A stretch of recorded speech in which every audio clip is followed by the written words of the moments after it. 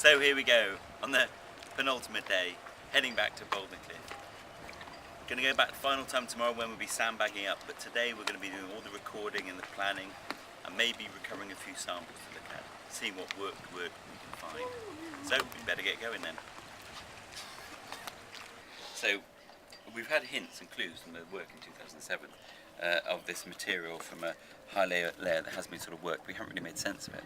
So we're going down with it, and then we're coming across lots more bits of timber as well. And because it's sort of a bit more degraded and wood, it's really hard to make sense of. And so we're trying to, rather than just dig it all out and get down to the bottom, we're trying to record it as we go and get some samples. So you go, Captain Nigel, look at some of those samples underwater or bring them up to the surface as necessary. We might have to saw a few pieces off to see if there's any evidence of human interaction. Hi, my name's Nigel Nailing. I'm a lecturer at the University of Wales, Lampeter. And what are you up to today on Boulder Cliff, Nigel? I've come here to look at a site that I haven't seen for a long time, and there's been a lot of work done by the archaeologists. I'm particularly interested in looking at the wood and seeing if it's been worked by human beings, and to see if there's any timber here that we could take samples for so that we can do dating by dendrochronology. And what does dendrochronology mean?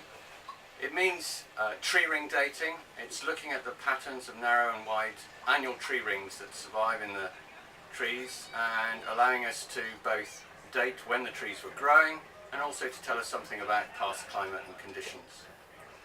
And if these trees were worked by humans, would that be a quite significant find?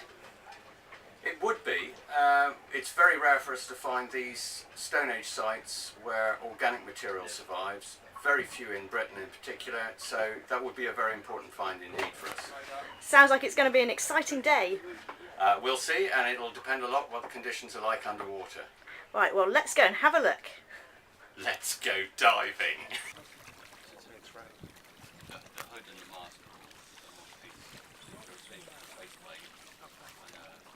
Divers up.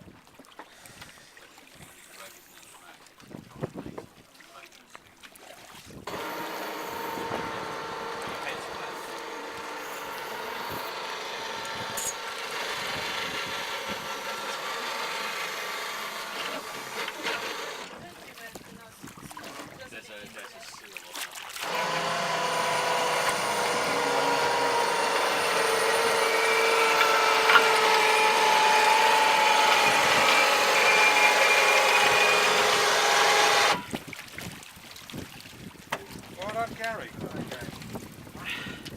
Yeah.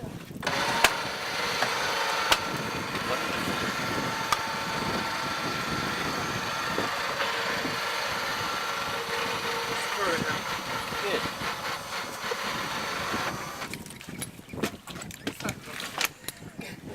It's good, isn't it?